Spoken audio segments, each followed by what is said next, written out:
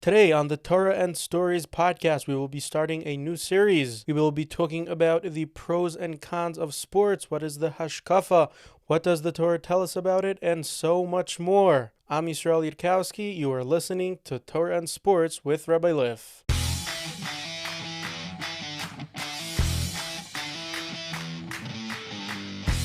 I'm speaking from the studios of JFoundations, which is run by my very wonderful friend and Talmud, Yisrael Yudkowsky, who's been really a big chassid of trying to get my platform a little bit more upgraded into the modern day media.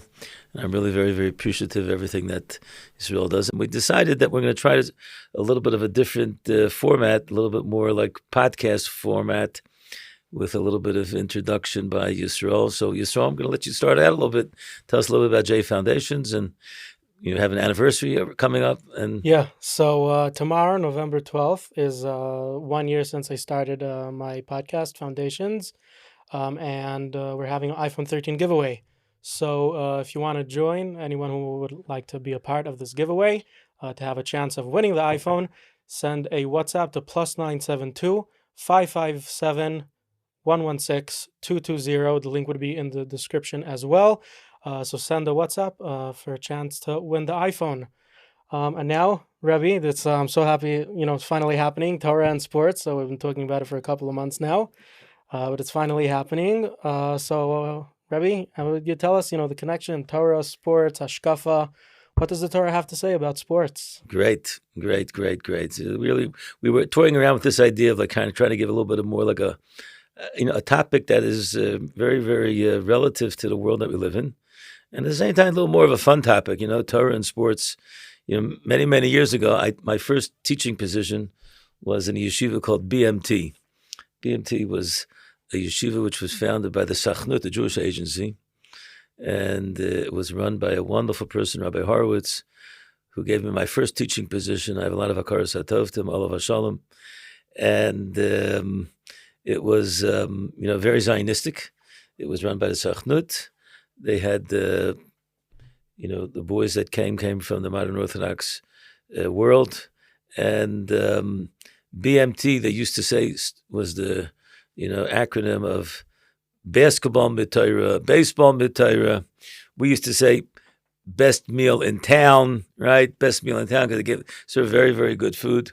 But, sports was definitely a part of the life of many kids growing up in America. And then all of a sudden you get plunked down into a base medrash, right? And how do you kind of like, how do you qualify, everything that you grew up in, growing up in America, and then all of a sudden being put into a base medrash setting, It's a base medrash b'Torah. That was the title that we gave for today's, Zoom shmooze. And I have a lot of stories.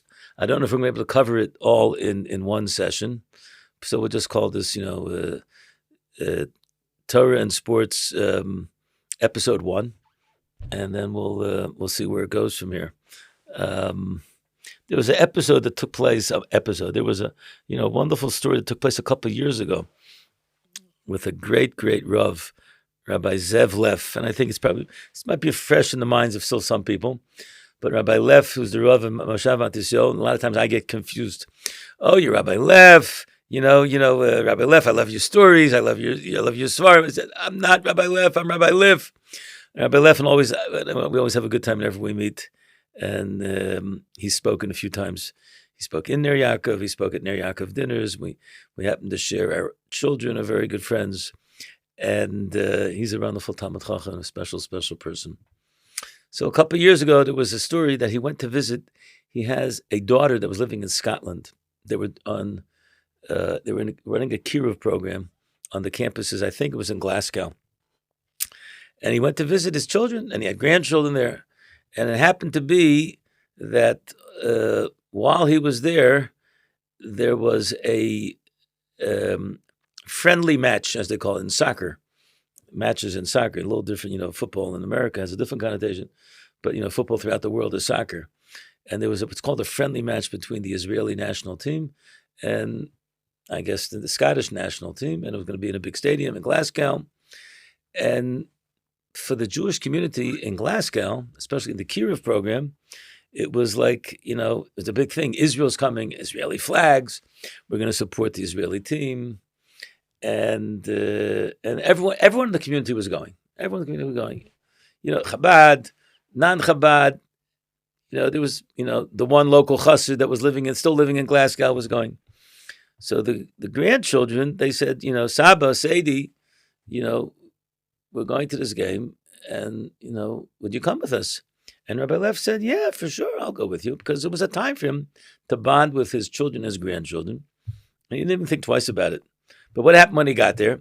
When he got there, there was this match going on, and he had a Daf Yomi Gemara, I think it was, and he was learning the whole time. He was learning. And in the middle of the match, it was televised live. They were scanning the crowd, and they see this rabbi with a beard, and he's holding a Gemara. They didn't know it was a Gemara. They said, wow, that rabbi, he's been looking at this book. Must be something interesting in there. Stephen Fletcher, heavily outnumbered down the middle. I think he missed the goal. Must be a good read.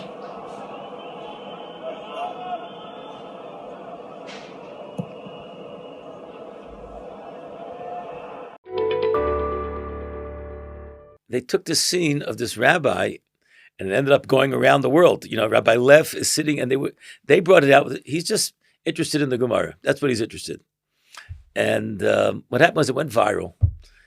And then what happens when things go viral, you have, some people looked at it as being a very positive thing, right? Look, the rabbi went to a game. And other people looked at it, a rabbi going to a game, especially here in Israel. I think we spoke about this, Israel, that what we're talking, the audience that we're talking to is the audience that's coming from Chutz La'aretz, United States, England, South Africa, where sports and Torah somehow intermingle between each other. And maybe we could have one episode understanding more the Israeli side of sports. That's right. We could have. Be an idea, yeah. So Rabbi Liff received a lot of flack, even from his own community, which is a pretty open community, a lot of flack, because here in Israel, it's not exactly the same as it is in the States. And Rabbi Liff explained, he said that, listen, when he grew up, he was in the United States, and everyone played ball. And he says, even in yeshiva in the Telz yeshiva, they had a camp in the summer for the local Cleveland kids. And part of what the counselors would do, who were yeshiva baruch, they used to play games, to play baseball and everything else. And then they would take them to go see a local baseball game, and the counselors would go with them. And it was accepted by the yeshivas that the yeshiva boys are going to go, and they're going to chaperone the kids. And that's part of life in the United States of America. That's part of what the world that we live in. And Rav Liff said that he felt very much that for his own children and grandchildren, that this was an opportune time for him to go there. And I think the main message, which was a great message, which I want to bolster, and I even had a conversation with Rabbi Liff about this afterwards, and I mentioned about the story in my book, which I describe a similar situation with my own father and myself, where we live in a modern society. We live in a world where sports is, it captures the imagination of the young and the old, and it's a major part. It's a major part of the world. Is it a Torah part of the world? Okay, that's a question that we have to discuss. But it's definitely part of the world that we live in. And I wrote a little note to Rabbi Liff at the time, telling him that I felt that the way he responded and the way he explained, I think it was even an interview on one of the Israeli English speaking programs where he explained a little bit about his position and why he felt it was important. It was all about, when you're in Chutz La'aretz, you're in Glasgow, there's a very small Jewish community, and people want to feel part of what's going on in Israel and being together with other Jews. And this was a way, and also that his children and grandchildren, that's where they were growing up. He didn't want them to feel that he was slighting them. So he went to the game. But what did he do at the game? What he did at the game was he was learning a Blat Gemara. That's what he was doing. Like, one thing is, should you go, should you not go, etc. That's one discussion. That's one thing. But now, at the end of the day, he did go. What do you do at the game? What do you do at the game? Do you sit there for 90 minutes what do you do and, at the game? Watch soccer players, or do you sit there for 90 minutes and learn a Blat Gemara? That's it. So it really it was bolstered by a story that I have in my book where I discuss my late father, Ola Shalom. I'll read a little bit of some of the experts, not the whole story, but just read it because I can read instead of just thinking, so I can just read. As a child growing up in Baltimore, my parents recognized how much my brothers and I enjoyed a good game of ball. I was a pretty good player, and people ask me, "Oh, Rabbi Liff, we heard you were a great basketball player." I say, "Was like what kind of chutzpah is that?" You know what I mean? Like, let's go out on the court. Yeah, Let's go have a game. I'll show you. I'll go have a game, right? I have a lot of stories with that as well, but naturally, I long to watch a professional baseball game. BMT, baseball mid-Torah. And on one occasion, my father agreed to take me to one. Personally, he had zero interest in attending a ball game, but he knew how important it was to his boys, and he made it happen while teaching us a life lesson. In Baltimore, baseball meant the Orioles. Who doesn't know about the Orioles? Knowing how much we wanted to go, and knowing how all of our friends went to see the Orioles play on a regular basis, my father, who was a big masmid, gave us the go-ahead, and he even came along to chaperone us. And now you have to remember this was a long time ago. And the book I wrote 50 years ago. It feels like 100 years ago, but it was a long time ago. And my father purchased seats in the mezzanine section for us, which was fairly close to the action. I read in the book that purchased the seats. I think he got the seats from somebody. Someone gave him the seats. I don't think he could afford the mezzanine seats. He himself went to sit in the bleachers. You know what the bleachers are? Everyone know what the bleachers are? The bleachers are all the way out in left field, all the way out in right field, depending on what kind of stadium you are. And in those days, a seat in the bleachers cost 75 cents. I don't know if it costs like that today. It's a little bit more. It's not as, let's say, football, because you only have 16 games a season. It could, even the cheaper tickets, the regular games. It also depends on the game, the good teams, worst teams. But regular, the cheapest tickets could get, closer to $100, which baseball, there's 162 games a season. So you could get tickets for 10, sometimes even less, depending on what team it is. And I'm sure the price. But it's not 75 cents. Yeah, those days are gone. Inflation has picked up. But anyway, my father decided he's not going to sit in the mezzanine, which is where all the action was, where you can shout and you can scream and you can be part of it. He wanted to sit in the bleachers where he could enjoy the sunshine and he could learn without disturbance. And what did he do? My father was a maspid, and he carried a pile of svarim, which he placed in the seat beside him. And that's how I remember getting out of the car. My father's going with his svarim. And he knew we were settled and comfortable with our friends. And we had an amazing time. The action was great. Yeah, the Orioles won that day. And the main thing was that Frank Robinson, for those of you who don't know, Frank Robinson, who played for the Baltimore Orioles, he hit the ball, home run right out of the park. And it was like a big thing. The Orioles won the game. We were excited. The game was over. We made our way back to the car in the parking lot. And our father greeted us. He says, "No, did you have a good time?" He said, "Oh, it was great. We were kids. It was great." "Who won?" my father said. "Who won?" "The Orioles won." My father said there was a lot of screaming going on in the middle. What was that all about? We looked at each other in wonder. Could our father really have been so immersed in his learning that he hadn't even been aware that Frank Robinson had hit a home run out of the park? So we explained to him, Frank Robinson hit the ball out of the park. So my father said, he hit a home run. Wonderful. That's when we understood a life lesson, a lesson we would never forget. That for my father, nothing in the entire world was as enjoyable and important as sitting in the sun and learning with his farm. Robinson could hit 20 home runs. My father wouldn't be able to pull himself out of the Gemara because that was the most important thing in life and the thing he enjoyed most in the world. That was the message. You went to a baseball game. Good for you.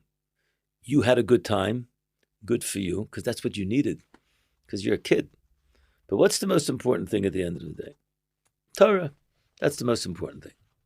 So this was a message, and in the book, if you read the book, this was a message which I felt that was a great lesson that I learned from my father, that sports is important, and you can have a good time, and you can even be part of it. But the main thing is the Torah. That's it. And I think that's, if you want to cover it, we want to do, episode number 1, like what would be the message? The message would be is that, the topic is Torah and sports. It's not sports and Torah. That's Torah. Torah and sports. But at the same time, we have to recognize that we're living in a world where sports is part of life. And how do we deal with it? This week it happened to be, it was the New York Marathon. And one of the members of my family, one of my relatives, I don't want to say who he is because he didn't give me permission. Okay. But one of the members of my family ran in the New York Marathon this year, and he got a medal, and he ran the marathon. It's a great accomplishment. And I was remarking to you before, Yisrael, that we live in a society today where it's not just the going to the games and everything else. It's the sports. We have bike-a-thons. We have people. We even have here in Harnov a from religious woman, Betty or Betsy Deutsch. Yeah, BT Deutsch. Beta Deutsch. BT Deutsch. And she's become a champion, and she runs in marathons in the world. And she's a firm lady. She won. She ran she didn't win that time, but she ran a full marathon when she was 7 months pregnant. She won a couple of marathons here in Eretz Yisrael. A couple of years ago, I think, first place in the marathon in Tveria and Yerushalayim. She's sometimes, second place, third place. But she almost, I don't think, and then I think she didn't make it, but she was very, very close of making the Israeli Olympics running team as well. She was like, not only in Eretz Yisrael, but also in the world. She's like, right. She's really good. Right. Yeah. And I think what's most important is that she leaves a message that she doesn't run on Shabbos, that she doesn't look for any heterim which you might find. And I know there was a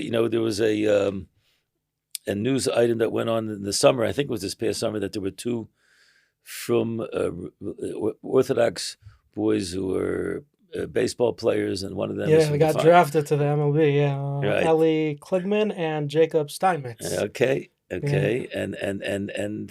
And I understand that one of them is like going to go. He's going to looking for some sort of head to the rabbi. These people, you could play on Shabbos if you don't drive to the stadium on Shabbos. I'm not here to give piskei halachos. All I'm here is to say is that we live in a world where it's part of life, and at the same time we have to recognize Torah is number one, and sports is number two. And how do we deal with that? What happens when sports really is such an integral part of the life? Yeah, I feel also it's very much not only like Rabbi was saying, it's not only the watching and the following and watching football, watching baseball. It's also the playing sports, the running, playing. That's why I have the line here. I play football for the Jerusalem Lions. Right. And also during sports, also in general, physical health. It's healthy to be in shape. But also like mentally, like it's very, especially if you do a team sport, it's teamwork and helping one another, and like it's very just in general in life, it's it's something that could help you in so many ways. No question about it. But then also like you need to be careful because like who you're playing with, when are you playing, so it could also be risky. So that's why what does everything like what would be the right way of how to one in playing sports and being active, and the other also following sports and following different teams, like what would be the proper way to make sure it's not influencing you in the bad way, you're just using it for Right. good. So I think that, I'm going to say a vart now, which is maybe we'll use the vart as a method where somehow we could touch upon some of the questions that you're asking. It's a gewaldige vart in this week's parsha, which I always say it over, and it's a lesson from Rabbi Yaakov Kamenetsky. It's really it's a gem of a vart. The pasuk says in this week's parsha, Yaakov Avinu is vayetze. He's going out, and he's leaving Eretz Yisrael. He's going to Lavan, and it says the pasuk says vayishka b'makamu. The whole story, he went to Charan, and then he turned back, and it says he slept. Vayishka b'makamu. And then the story of the Sulam and the Malachim, but Rashi comments, and Rashi says, "Vayishka b'makamu was a lashon miut. B'makamahu, and that place he slept. But 14 years he was in the yeshiva Shem Ve'aver.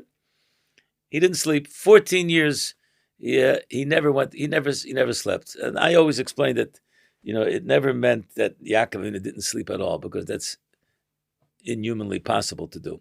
What it meant to say, he didn't put himself to sleep. He was in the Beis Medrash, and he would literally fall asleep on the stender, the way it was in the old days, and he would sleep only because that's what. And then when he woke up and he went back to learning. That's a very, very big madrega. But Rabbi Yaakov raises a very, very important question. So if you work out the ages, Yaakov Avinu was something in his 60s already. I think he was 63 at this point when he's running away from Esav. And he had learned. He learned from who? He learned 15 years by his Zaidi, Avram.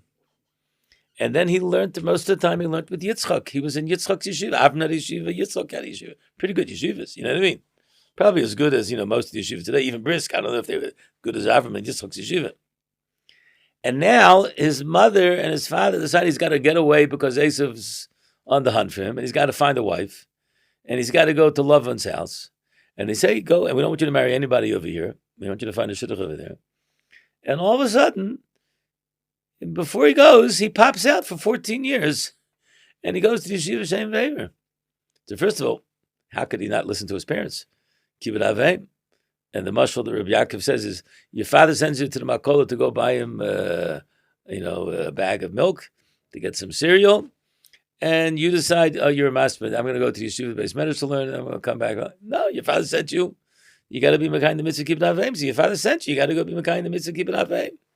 And number two is, this is the most important question, the crucial question is, why Dafka did he go to the yeshiva Shem Ve'er? He already learned.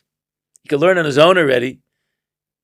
What does that mean, Yeshiva Shem Ve'er? Rabbi Yaakov says an unbelievable thing. And we'll just give the soundbite of it. Really needs a lot more explanation. The soundbite is, Avram and Yitzchak's yeshiva, will call it like this. They were classic yeshivas. You come to the yeshiva, you live in the yeshiva, you have the environment of the yeshiva, the warmth of the yeshiva, the learning of the yeshiva. Everyone knows that the Ner Yaakov guys, it was a very big change. Everything that you were used to. You were used to high school. You were used to, everything that was on the surrounding lifestyle that was around it. All of a sudden now you come to yeshiva and you're in a Makom Kaddish. You're in the Tevas Nayach. And what are you learning? You're learning really Yishtaiging, and you're learning Gemara, and you're learning, and you're davening and everything else. And you're away from the world. You're away from society. And that's the way we try to inculcate our Talmidim, because they need to have that. They need to have that. But Yaakov Avinu was now, Vayetzi, he's going into Golus. Yaakov Avinu is the quincentennial Golus Yid. He's not going to be living in the Beis Medrash. Where's he going to be living? He's going to be living in Lavan's house. He's going to be living in society. He's going to be living in Manhattan. He's going to be living in southern Florida. He's going to be sitting in London, in Hamburg, in Germany, surrounded by non-Jews, surrounded by values which are the antithesis of a Torah lifestyle. He had to go to a special Beis Medrash, the yeshiva that taught how you live in Golus, Torah's Golus. Shem was the son of Noach. Noach taught Shem how you live in a society which is devoid of Torah values. And Shem was the one who was able to inculcate it into his Talmidim. Aver, he was from the Dor of the Dor HaFloga also.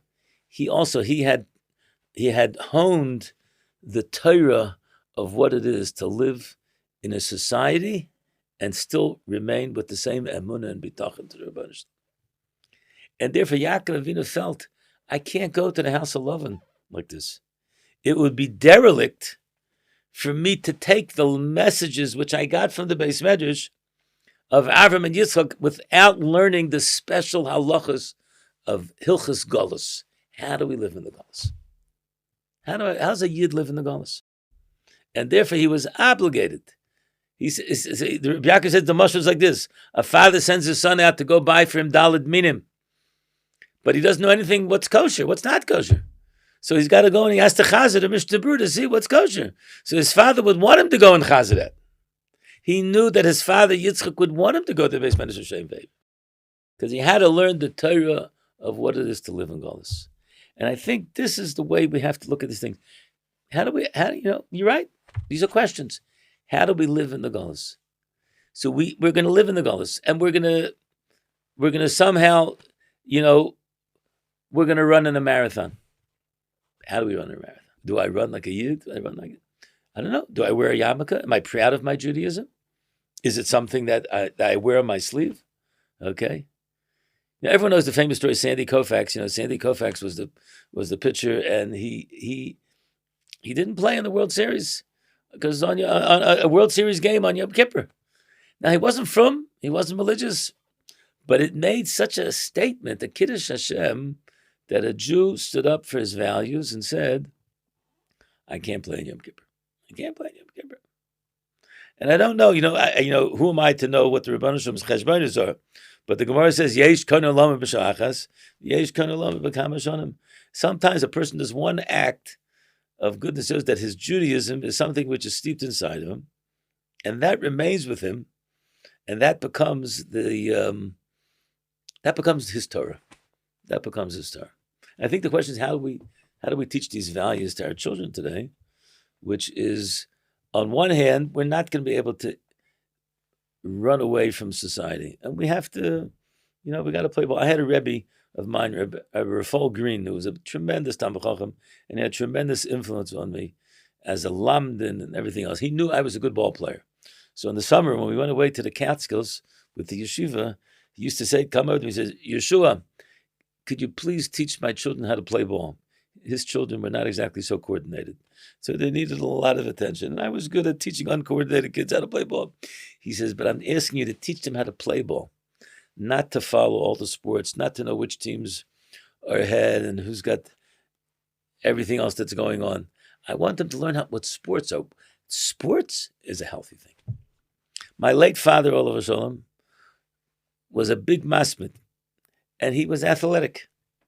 And he was such a masmid that the Reshiva of Ruderman was worried about his physical health. So Rav Ruderman Zatzal told him, you have to play, in those days, the Jewish sport was handball, four-wall handball, which is like the forebearer of squash today, which is like a closed, it's got four walls, and it's a whole game. And my father used to go, and he used to play handball every Friday. He would go play. It was a big game that all the good guys would play, the yeshiva guys would play. And my father became the champion of the city of Baltimore, state of Maryland, and the whole East Coast. And he was written up. We have trophies that he won. And there's a very famous mashgiach here in Eretz Yisrael, who's one of the chash mashgichim. And he said the reason why he decided to go to Ner Yisrael is because there were two choices about where to go in his day. It was either to go to Cleveland to Tells or Ner Yisrael. Those were the two, for the out-of-town boys that lived out of town, those were the two places. It was Lakewood hadn't yet taken off. And he said that he heard that Cleveland, the Reshivas there are all from Lita, they're all Chashva. But he said he didn't feel that him as an American boy they would relate to him. But he heard that in Baltimore, there was a Rebbe that played handball, and he's American. So he decided he said, that was the reason why he decided he picked, and he said he got to Ner Yisrael, and then he heard Rabbi Liff is the Rebbe, and when he got there, he said he never saw Rabbi Liff playing ball. Rabbi Liff was learning the whole day, Yom V'Layla. And then Friday afternoon, he used to go and he used to play ball. That was it. Once a week, he would go play ball. And the reason is Rav Ruderman felt that he needed a healthy outlet. So healthy outlets, those are wonderful. Sports is great. And all the things you spoke about, teamwork and everything else. The question is, when you get too much entrenched in it, okay, and it becomes the focus of your life. Now, I'm not saying I don't know how to, I'm not here to go say marathon runners and everything else. That's also healthy and everything else. Those are things which every person has to make his own decision and speak to his local Orthodox rabbi about what's the best thing for them. But I'm talking about it in general. When we look at the world of sports and Torah, health is very, very important. And all the things in teamwork, everything that can be brought out in sports. And especially kids today, they have to let out their energies. And it's a wonderful, wonderful outlet to be able to play ball and everything else. But the most important thing is to recognize, to take the Torah's Hagolus, okay, but to realize it has to be focused on how I'm going to live my Torah lifestyle. So I think for episode 1, okay, I think we've touched a little bit on some of the topics, and I hope that we've given some information and we've had a good time, everybody. I want to wish everybody a wonderful, wonderful Shabbos, and I want to thank again Yisrael and the JFoundations. I want to thank Reb Josh for his input from the other side of the world, and it's great to be able to speak to everybody. And we want to wish everybody, this Shabbos should be a wonderful, wonderful Shabbos. We're in the month of Kislev. We're getting close to Hanukkah. And we'll speak about Mitzvah Shem. Maybe episode number 2, we can tie in some of those themes as well. Wishing everyone a wonderful Shabbos. Have a good evening. Thank you very much for listening. We want to thank JFoundations.com. If you could sponsor any of our activities, it'd be another way of addressing and being able to give over Torah to other people. Go on the website and show your support. Thank you very much for joining us.